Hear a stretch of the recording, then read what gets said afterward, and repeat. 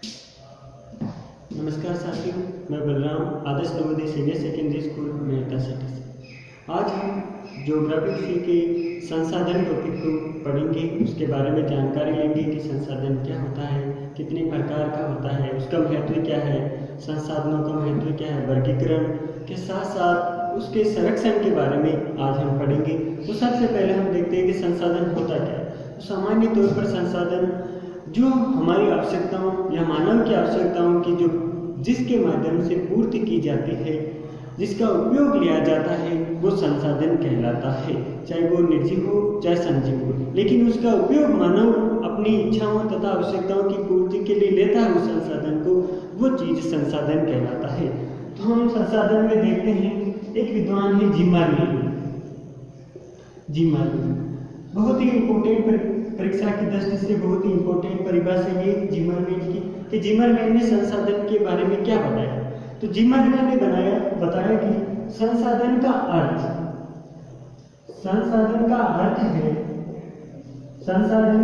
है किसी उद्देश्य की पूर्ति करना, चाहे उद्देश्य व्यक्तिगत हो या सामाजिक। अब सिंपल सी परिभाषा है जिम्मेदार। अब जो जिम्मेदार आदमी होता है उसका कोई ना कोई उद्देश्य निश्चित होता है। तो इस एक शब्द को पकड़ लीजिए, उद्देश्य की बात कौन करता है? जिम्मेदार आदमी। तो जिमरमैन ने क्या कहा कि संसाधन का अर्थ है किसी उद्देश्य की पूर्ति करना, चाहे वो उद्देश्य व्यक्तिगत हो यानी एक व्यक्ति का हो, एक संस्था का हो, या पूरे समाज का हो, पूरे देश का हो, वो क्या कहलाता है? संसाधन कहलाता है जिमरमैन के अनुसार। तो ये बोर्ड की परीक्षा की दृष्टि से बहुत ही इंपॉर्टेंट परिभाषा है, इसका ध्यान दें। कभी कभी क्या होता है, ये परिभाषा दे देते हैं और पूछ लेते हैं ये उपयुक्त परिभाषा किसने दी। तो हमारे को उद्देश्य के आधार पर ध्यान रखना है, ये परिभाषा किसने दी? जिमरमैन। अगली हम देखते हैं एक और अच्छी परिभाषा है संसाधन की, जेम्स फिशर ने बताया है कि संसाधन वे वस्तु या पदार्थ है जो मानव की आवश्यकता तथा इच्छाओं की पूर्ति करती है। अब देखो सिंपल सी बात, जेम्स फिशर ने इसने क्या कहा? मानव की आवश्यकता प्लस इच्छा, इन दोनों की पूर्ति जिसके माध्यम से की जाती है वो क्या कहलाता है? संसाधन कहलाता है। वो क्या कहलाता है? संसाधन कहलाता है। तो सिंपल सी बात है, जेम्स फिशर ने दो ही शब्दों को याद रखना है, आवश्यकता और इच्छा। यानी जिस संसाधन के माध्यम से, जिस वस्तु के माध्यम से व्यक्ति अपनी आवश्यकता तथा इच्छाओं की पूर्ति करता है, उसे क्या कहते हैं? संसाधन कहते हैं। तो ये दो परिभाषा अगर पूछा जाए कि संसाधन की परिभाषा क्या है या संसाधन से आप क्या आशय समझते हैं, तो उपयुक्त दोनों परिभाषाएं उचित होगी। इसके बाद में देखते हैं हम संसाधनों का कुछ एक क्रिएट एरिया होता है। जैसे मान लो हम किसी की तुलना करते हैं, होशियार है, कमजोर है, गरीब है, अमीर है, उसी प्रकार से संसाधनों को भी अगर संसाधनों की श्रेणी में लाने के लिए, यानी कोई पदार्थ है उसको संसाधनों की श्रेणी में लाने के लिए हमारे को कुछ नियम है, कुछ क्रिएट एरिया है, उसका वो ध्यान में रखना होगा। वो कौन कौन सी शर्तें होगी? उसमें पहली है कि उस वस्तु का उपयोग संभव हो,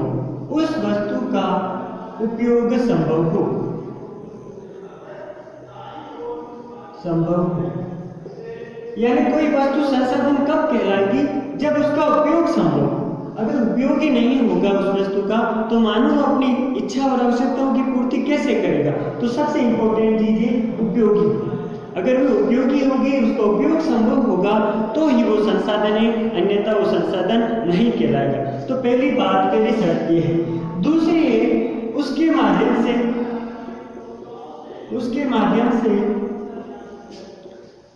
निश्चित उद्देश्य की पूर्ति की जा सकती है। निश्चित उद्देश्य की पूर्ति संभव हो, यानी जो हमने सोचा है, जो हमारा उद्देश्य है, टारगेट है, वो उस संसाधन के माध्यम से, उस वस्तु के माध्यम से पूरा होगा, तभी वो संसाधन कहलाएगा।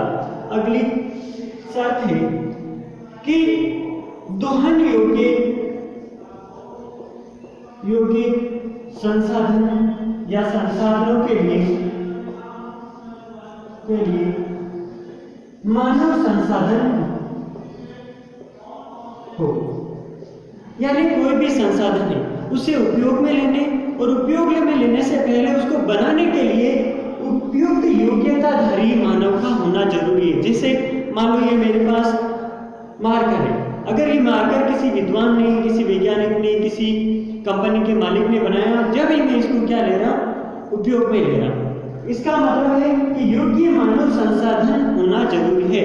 अब प्राचीन काल में देखते थे बहुत सारी ऐसी चीजें थी जिनका उपयोग में लेकर के प्राचीन काल के विद्वान, हमारे जो परंपरागत बुजुर्ग हैं, प्राचीन काल के राजा महाराजा हैं, उनको संसाधनों में नहीं बदल सके। लेकिन आज टेक्नोलॉजी और प्रौद्योगिकी के माध्यम से हमने वो कर दिखाया है जो प्राचीन काल में नहीं किया जाता था। उन वस्तुओं के लोग को भी हमने आज संसाधन बना लिया है जो प्राचीन काल में संसाधन थे नहीं।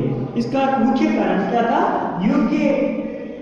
योग्यधारी मानव संसाधन होना जरूरी है। तो 3 शर्तें हो गई। पहली, उसका उपयोग संभव होना चाहिए। दूसरी, उससे किसी उद्देश्य की पूर्ति होनी चाहिए। तीसरी, मानव संसाधन उपलब्ध होना चाहिए। चौथी इसकी है कि जो भी संसाधन हमारे पास है उसको आगे या रूटीन में चलाने के लिए पूंजी होना आवश्यक है, यानी पूंजी पोषणीय विकास के लिए पूंजी आवश्यक है।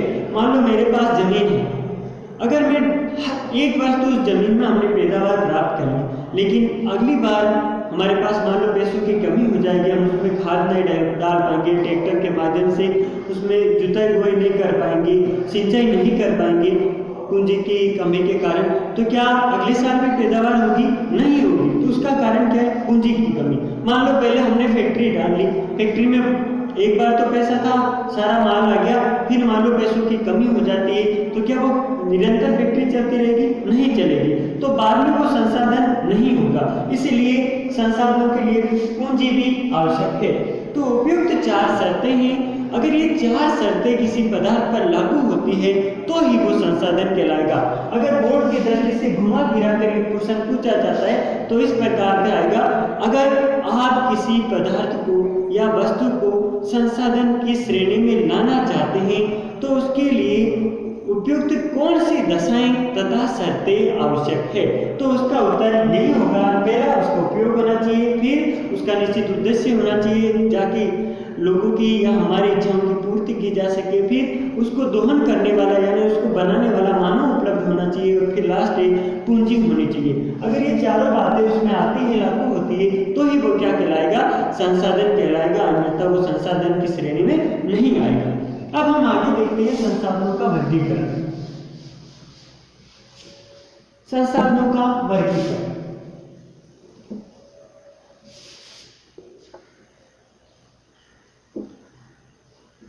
पहला है उत्पत्ति के आधार।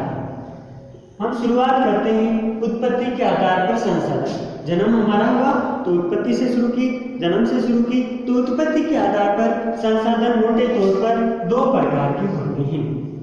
2 प्रकार के होते हैं, एक जैविक और एक अजैविक। एक जैविक और अजैविक, इसको कहते हैं बायोटिक, इसको कहते हैं एबायोटिक। अब मान लो कभी छोटा क्वेश्चन आ जाए, आधा नंबर के बहुत सारे क्वेश्चन आएंगे ज्योग्राफी में, 18-19 जो क्वेश्चन की संख्या होगी वो आधे नंबर की होगी। अब मान लो उसमें जैविक की जगह आ जाए बायोटिक संसाधन क्या है, तो बायोटिक यानी क्या होता है? जैविक। एबायोटिक यानी अजैविक। अब जैविक क्या है? जिन संसाधनों में या पदार्थ में या वस्तु में जीवन पाया जाता है वो सारे के सारे क्या है? जैविक संसाधन, यानी जीवन पाया जाता है। ये तो हो गया जैविक।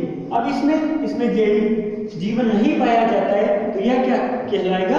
अजैविक संसाधन। अब हम सोचो कि जीवन किसमें पाया जाता है, तो सबसे पहले मानव, दूसरा है जीव जंतु, फिर है वनस्पति यानी पेड़ पौधे घास फूस। ये सारे के सारे क्या है? जैविक संसाधन है, यानी जिनमें जीवन पाया जाता है वो जैविक। मानव में जीवन पाया जाता है, पेड़ पौधों वनस्पतियों में जीव जंतुओं में जीवन पाया जाता है, तो ये सारे के सारे जैविक संसाधन है। अजैविक का मतलब होता है जिनमें जीवन नहीं पाया जाता। अब जैसे खनिज, पेट्रोल, सौर ऊर्जा, पवन ऊर्जा, बायोमास, बायोगैस, यानी बहुत सारी ऐसी चीजें जिनमें जीवन नहीं होता है, वो क्या कहलाती हैं? एजेंट। खनिज, पेट्रोल, बायोगैस, सूर्य ऊर्जा, पवन ऊर्जा, महासागरीय ऊर्जा, जवाहरी ऊर्जा, पेट्रोल, सोना, चांदी, यानी वो सारी पदार्थ या वस्तुएं जिनमें जीवन नहीं पाया जाता है, वो एजेंटिक संसाधन। अगला है उपयोग के आधार। उपयोग के आधार पर संसाधन दो प्रकार के होते हैं। उपयोग के आधार पर भी संसाधन दो प्रकार के होते हैं। एक नव्यकरणीय और एक है नव्यकरणीय और अनव्यकरणीय। अब देखो इसमें और चीजें साथ साथ में याद रखना। नव्यकरणीय यानी एक बार बना वापस नहीं बना सके, इसका मतलब क्या होगा? वो पूर्णतः समाप्त हो जाएगा, इसलिए इसका दूसरा नाम है समाप्य संसाधन। समाप्य संसाधन ये एक बार बन गया, यूज ले लिया, उसको थोड़े समय बाद या अगले ही दिन या कुछ समय बाद ही हम वापस प्राप्त कर सकते हैं, वो समाप्त नहीं होगा, इसलिए इसका नाम है असामाप्य। अब देखो दोनों को समझो। नव्यकरणीय संसाधन और समाप्य संसाधन। नव्यकरणीय संसाधन और असामाप्य संसाधन। नव्यकरणीय का मतलब क्या होता है? यानी ऐसा संसाधन, पदार्थ, वस्तु जो एक बार उपयोग में लेने के बाद समाप्त हो जाती है, यानी उसको वापस हम नहीं बना सकते, वो क्या कहलाती है? नवीकरणीय संसाधन। अगर मान लो एक बार यूज किया हमने पेट्रोल, अब धीरे धीरे पेट्रोल सारा खत्म हो जाएगा, फिर हम उसको वापस प्राप्त कर सकते हैं? नहीं कर सकते। तो क्या आएगा? नवीकरणीय संसाधन। अगर एक बार यूज ले लिया वो क्या हो जाएगा? समाप्त हो जाएगा। समाप्त हो जाएगा इसका मतलब वो वापस नहीं आ सकता, इसलिए क्या है? नवीकरणीय संसाधन। उसमें सबसे अच्छा उदाहरण है पेट्रोल, कोयला, लोहा, सोना, चांदी, यानी ये सारी चीजें हैं। इसके अलावा भी बहुत सारी चीजें जो एक बार उपयोग में लेने के बाद समाप्त हो जाती है, उसको नवीकरणीय संसाधन कहते हैं या समाप्य संसाधन कहते हैं। इसको ध्यान रखना। अन हिंदी में उपसर्ग होता है जिसका अर्थ होता है नहीं, तो एक बार उपयोग में लेने के बाद दोबारा उसका उपयोग नहीं लिया जा सकता है, वो नवीकरणीय। यानी इसको कहते हैं अंग्रेजी में रिन्यूएबल, इसको कहते हैं नॉन रिन्यूएबल। अब रिन्यूएबल की बात करें या नवीकरणीय की बात करें तो समाप्य। समाप्य का मतलब एक बार उपयोग में लेने के बाद, एक बार किसी पदार्थ और वस्तु को उपयोग में लेने के बाद उसको वापस बनाया जा सकता है, उसका निर्माण किया जा सकता है, हम उपयोग में लाया जा सकता है, वो क्या कहलाता है? नवीकरणीय संसाधन। अब जैसे सौर ऊर्जा, पवन ऊर्जा, जमारी ऊर्जा, बायोमास, बायोगैस, मानव खुद, ये सारे के सारे क्या है? नवीकरणीय संसाधन है। अर्थात सौर ऊर्जा, मान लो दिन में हमने सारी सौर ऊर्जा से प्राप्त ऊर्जा को यूज ले लिया, क्या अगले दिन सूर्य वापस नहीं आएगा? आएगा तो वो अपने आप ही वापस ऊर्जा संग्रहित कर लेगा और अगले नाइट के लिए, अगले समय के लिए हमारी ऊर्जा प्राप्त हो जाएगी। इसलिए ये क्या हो जाए? कभी समाप्त नहीं होगी, इसलिए इसको कहते हैं असामाप्य। पवन ऊर्जा, मान लो पंखे लगा रखे विद्युत से संबंधित, अगर हवा चलेगी तो उसमें ऊर्जा बनेगी, हम उसका यूज ले लेंगे। मान लो कुछ समय के लिए हवा रुक जाएगी, इसका मतलब ये तो नहीं कि बिल्कुल हवा चलेगी नहीं, जीवन में चलेगी, और चलेगी तो जब वापस क्या हो जाएगा? हमारे को पवन प्राप्त हो जाएगी और उसके माध्यम से हम ऊर्जा भी प्राप्त कर सकते हैं। जवारी ऊर्जा, जवारी यानी महासागरों के अंदर जो ज्वार भाटा आता है उससे जो प्राप्त होती है ऊर्जा, वो जवारी ऊर्जा। अब ये तो निश्चित है कि दिन में 2 बार ज्वार तो आना ही होगा, ये तो निश्चित है। अगर 2 बार ज्वार आएंगे तो क्या होगा? समुद्र में तेज गति से लहरें चलेगी और उसके माध्यम से हाई टाइड उत्पन्न होगी और उसके माध्यम से हम बिजली प्राप्त कर सकते हैं, वो होगी ज्वारी ऊर्जा। अब इसके बाद में देखते हैं हम, अगला है जो है स्वामित्व के आधार पर। पहला हो गया कौन सा? उत्पत्ति के आधार पर, 2 फिर उपयोग के आधार पर, वो भी 2 हो गए। अगला है स्वामित्व के आधार। स्वामित्व के आधार, तो स्वामित्व के आधार पर संसाधन 4 प्रकार के होते हैं। संसाधन 4 प्रकार के होते हैं। पहला होता है व्यक्तिगत संसाधन, व्यक्तिगत संसाधन। दूसरा होता है सामुदायिक संसाधन। तीसरा होता है राष्ट्रीय संसाधन और चौथा होता है अंतर्राष्ट्रीय संसाधन।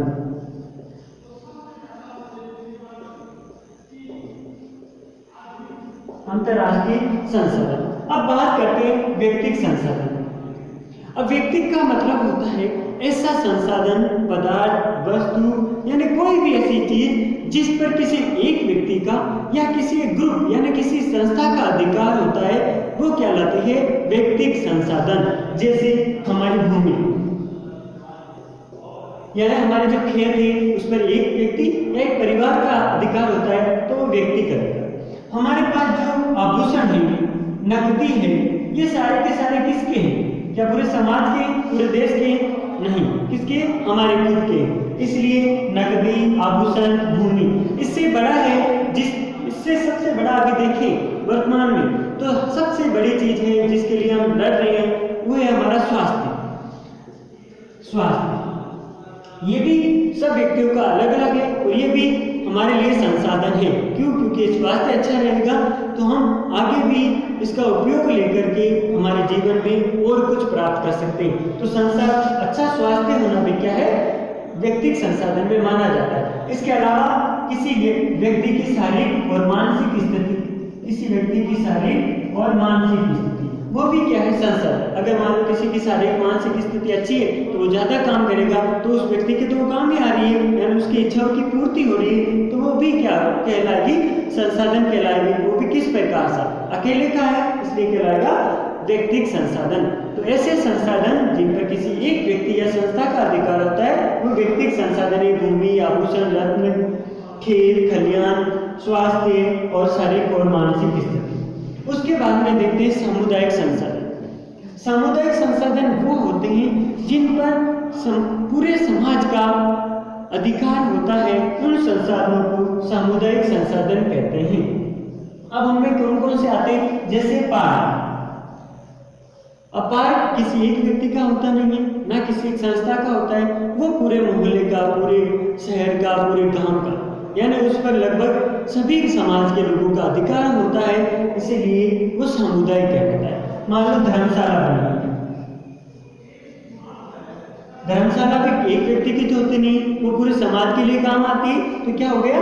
सामुदायिक। मान लो तालाब, अब तालाब से ये तो नहीं कि अकेले का तालाब होता है, वो तो पूरे गांव का, पूरे समाज का होता है, तो भी सामुदायिक संसाधन। मान लो मंदिर है, मस्जिद है, बहुत सारे ऐसे उदाहरण हैं जिन पर पूरे समाज का अधिकार होता है, वो सारे के सारे सामुदायिक संसाधन कहलाते हैं। आगे हम देखते हैं राष्ट्रीय संसाधन। राष्ट्रीय संसाधन क्या होते हैं? ऐसे संसाधन जिन पर संपूर्ण राष्ट्र के लोगों का अधिकार होता है और संपूर्ण राष्ट्र के लोगों की इच्छाओं और आवश्यकताओं की पूर्ति उस संसाधन के माध्यम से होती है, वो कहलाता है राष्ट्रीय संसाधन। उसमें सबसे पहले देखा जाए तो देश में जो खनिज संपदा होती है, यानी देश के किसी भी राज्य में कोई भी खनिज निकलता है, चाहे असम में पेट्रोल निकले, चाहे गुजरात, मुंबई हाई के क्षेत्रों में पेट्रोल निकले, चाहे कनाडा में सोना निकले, चाहे राजस्थान में जिप्सम निकले, वो क्या है? राष्ट्रीय संसाधन। चाहे कर्नाटक, तमिलनाडु के इलायची की पहाड़ियों के क्षेत्र में मसाला उत्पादन हो, चाहे कश्मीर में सेब, खजूर, जो भी वहां पर होती है उपयोगी वस्तुएं, वो सारे के सारे राष्ट्रीय संसाधन के अंतर्गत आएंगे। तो खनिज, वनस्पति यानी पेड़ पौधे, फल फ्रूट, सूखे मेवे, सब्जियां, ये सारे के सारे राष्ट्र की। सेना, इस देश की सेना, सरकारी कर्मचारी, पुलिस, डॉक्टर्स, अन्य ऑफिसर्स, ये सारे के सारे पूरे देश के लिए काम करते हैं। इसके साथ बाद में सबसे बड़ी है देश की जनसंख्या, यानी हर नागरिक का देश के प्रति कोई न कोई उपयोग जरूर है, तो वो भी क्या है? देश के लिए एक संसाधन है। चाहे एक छोटा सा व्यक्ति हो चाहे बहुत बड़ा, उसका कुछ न कुछ योगदान तो देश में रहता ही रहता है। मान लो किसान की बात करें, किसान खेत में अन्न उगाता है, अन्न उगा करके उसको मार्केट में बेचता है, मार्केट से आगे व्यापारी अलग अलग दूसरे देशों में शहरों में राज्यों में भेजता है और उसके माध्यम से लोगों को वहां पर अन्न की प्राप्त होती है। तो एक किसान से लगाकर ऊपर तक जो भी व्यक्ति हैं उन सबका कुछ न कुछ तो योगदान है जो आगे वाले व्यक्तियों की इच्छाओं और आवश्यकताओं की पूर्ति करती है, तो वो भी क्या कहलाएगी, राष्ट्रीय संसाधन कहलाएगा। तो ऐसे संसाधन जो संपूर्ण राष्ट्र के लिए उपयोगी है, राष्ट्रीय खनिज, वनस्पति, सेना, जनसंख्या, तकनीकी ज्ञान, प्रौद्योगिकी, उद्योग, यानी बहुत सारी ऐसी चीजें राष्ट्रीय संसाधनों में आती है। अब ये अंतर्राष्ट्रीय संसाधन, ऐसे संसाधन जिस पर संपूर्ण राष्ट्र के साथ साथ संपूर्ण देशों का अधिकार होता है, अर्थात वो वसुधैव कुटुंबकम का काम करता है, वो क्या कहलाता है, अंतर्राष्ट्रीय संसाधन। इसमें वे सारे जैविक और अजैविक तथा सामुद्रिक तथा महाद्वीपीय घटक शामिल हैं जिनके माध्यम से सारे देश उस वस्तु को उपयोग में लेकर खुद की आवश्यकता तथा इच्छाओं की पूर्ति करते हैं। उनमें सबसे अच्छा उदाहरण है महासागर। अब महासागर एक क्या है, अंतर्राष्ट्रीय संसाधन। मान लो भारत से कोई वस्तु है वो पहुंचानी है हमारे को न्यूयॉर्क, या मान लो टोक्यो पहुंचानी है, या मान लो ऑस्ट्रेलिया पहुंचानी है, तो उस वस्तु को किसके माध्यम से पहुंचाया जाएगा, जलीय महामार्ग के माध्यम से या जलीय जलमार्ग के माध्यम से उसको पहुंचाया जाएगा। तो उसमें किसका उपयोग होगा, महासागरों का उपयोग होगा। तो महासागर हुआ। अब देखो एक अच्छा उदाहरण है अंटार्कटिक महाद्वीप का। अंटार्कटिक महाद्वीप में जहाँ पर लोग बिल्कुल ना के बराबर रहते हैं, यानी पूरा का पूरा बर्फ से ढका हुआ है लगभग, लेकिन वहां पर सब देशों की शोध संस्थाएं लगाई हुई हैं। अब जैसे भारत की भी शोध संस्थाएं यहाँ पर गंगा, मैत्री, तो वो क्या है, पूरे संसार के लिए काम आ रहा है। तो ऐसे संसाधन जिन पर संपूर्ण राष्ट्रों का अधिकार होता है, वो किसी एक व्यक्ति, किसी समाज या किसी एक देश का नहीं होकर संपूर्ण राष्ट्र के लिए, सभी देशों के लिए काम आती है, वो सारे के सारे अंतर्राष्ट्रीय संसाधन माने जाते हैं। अब जो 12वीं बुक है उसमें एक और संसाधन दिया उत्पत्ति के अंदर कि उत्पत्ति में दो बताया, एक तो जैविक और एक अजैविक। इसके साथ साथ दो और बताए हैं, एक है परंपरागत और एक है गैर परंपरागत। गैर परंपरागत, अब परंपरागत और गैर परंपरागत क्या है? परंपरागत मतलब प्राचीन से चला आ रहा है, हमारे बुजुर्ग, हमारे प्राचीन राजा महाराजा या आज से काफी सालों से पहले से जो वस्तु थी या तो वो उपलब्ध थी और या उसको प्राचीन काल में लोग उपयोग में लेते थे, वो सारे के सारे क्या कहलाएंगे, परंपरागत संसाधन। अब जैसे लकड़ी, लकड़ी क्या है, परंपरागत संसाधन। क्यों? क्योंकि उसको प्राचीन काल में हम उसका उपयोग लेता था मानव। प्राचीन काल में इसके द्वारा लोग अपने भोजन की आवश्यकताओं की पूर्ति करते थे, अपना निवास स्थान बनाते थे। तो लकड़ी, पेट्रोल। अब हम सोचते हैं कि पेट्रोल तो वर्तमान में भी है, लेकिन नहीं, उस समय मानव प्रौद्योगिकी तथा अपनी तकनीकी ज्ञान की कमी के कारण इसको उपयोग में ना ले सका, लेकिन इसका उपयोग तो है। अब जब हमने संसाधन की शर्त देखी थी तो उसमें क्या थी, पहली और तीसरी शर्त की हम बात करें कि उसका उपयोग संभव हो तथा उसका दोहन करने वाला मानव हो, तो ये संसाधन है। तो अब देखो प्राचीन काल में जब वो उन लोगों के पास तकनीक और प्रौद्योगिकी ज्ञान नहीं था तो उसको संसाधन नहीं बना पाया, लेकिन हम उसको आज बना पाए। लेकिन वो उस समय भी थी तो नहीं ना, इसीलिए इसको क्या माना जाएगा, परंपरागत संसाधन माना जाएगा। अगला उदाहरण बात करें कोयला। अब कोयले का निर्माण भी नवीकरण में आता है, तो इसका मतलब ये एक बार समाप्त होने के बाद में वापस तो नहीं बनाया जा सकता। इसका मतलब ये लाखों सालों बाद में, लाखों वर्षों के बाद में जब हमारी जमीन के अंदर पेड़ पौधे दब जाएंगे तो उनके जीवाश्म क्रिया के कारण कोयले का निर्माण होगा। तो उस समय मानव प्रौद्योगिकी की कमी के कारण उपयोग में नहीं ला सका, लेकिन उस समय उपलब्ध तो था। तो ये सारे के सारे क्या है, परंपरागत संसाधन है। उसके बाद में एक अच्छा उदाहरण है जो अब देखा जाए तो गैर परंपरागत में माना जाता है, लेकिन वो सामान्य भाषा में और हमारे जो 12th की बुक है उसमें परंपरागत में माना गया है। वो क्या है? विद्युत, जल, परमाणु ऊर्जा प्लस कोयला, इन तीनों को भी किसमें माना गया है? परंपरागत संसाधनों में माना गया है। अब आप ये सोचोगे कि अब प्राचीन काल में तो उपलब्ध थे ही नहीं संसाधन, लेकिन जो 12th की बुक है उसमें यही दिया है पेट्रोल, कोयला, लकड़ी और विद्युत, ये सारे के सारे किसके अंतर्गत आते हैं? परंपरागत संसाधनों में माने जाते हैं। अब ये गैर परंपरागत संसाधन, गैर परंपरागत का मतलब होता है ऐसे संसाधन जिनको अब से कुछ सालों पहले ही हम उपयोग में लेते हैं, वो सारे के सारे चीजें क्या कहलाएंगी? गैर परंपरागत संसाधन, यानी जिनका वर्तमान समय में ही आविष्कार और उपयोग हुआ, वो सारी की सारी चीजें गैर परंपरागत, जैसे सौर ऊर्जा। अब प्राचीन काल में तो राजा महाराजाओं के तो महलों के ऊपर सौर प्लेटें नहीं थी, तो वो उस समय तो नहीं, परंपरागत तो कहलाएगा नहीं। अभी वर्तमान में अपनी तकनीकी ज्ञान से वैज्ञानिकों ने इसका निर्माण किया, सौर प्लेटों का निर्माण किया और उनके माध्यम से हम सौर ऊर्जा प्राप्त करते हैं। पवन ऊर्जा, बायोमास, बायोगैस, ये सारे के सारे क्या हैं? गैर परंपरागत संसाधन हैं।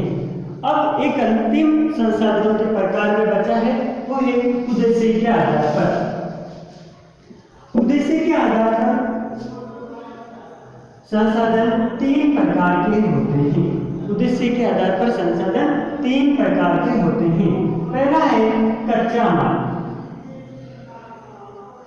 यानी ऐसे संसाधन जिनका हम कच्चे माल के रूप में प्रयोग में लेते हैं, वो संसाधन। अब वो कौन कौन से हैं? पहला है खनिज, हम फैक्ट्रियों में खनिजों का उपयोग में लेते हैं, तो वो कच्चा माल के रूप में। वनस्पति, पेड़ पौधे, जीव जंतु, यानी ये सारे के सारे ही जो कहीं उद्योगों में या मानव अपनी आवश्यकताओं में कच्चे माल के रूप में उनका प्रयोग करता है, तो ये कच्चे माल के संसाधन कहलाएंगे। इसके बाद में खाद्य संसाधन, यानी ऐसे संसाधन जिनको हम खाने में काम में लेते हैं, हमारे खाद्य सामग्री के रूप में उनका योगदान रहता है, वो सारे के सारे संसाधन। तो जो कच्चे माल के रूप में लिया जाते हैं, जैसे खनिज, वनस्पति, पेड़ पौधे, जीव जंतु, ये सारे के सारे किसके उदाहरण हैं? खाद्य संसाधन के उदाहरण भी यही होंगे। इसके बाद में तीसरा ऊर्जा संसाधन। ऊर्जा संसाधन यानी ऐसे संसाधन जिनके माध्यम से हम ऊर्जा प्राप्त करते हैं, उन्हें ऊर्जा संसाधन कहते हैं। जैसे कोयला, पेट्रोल,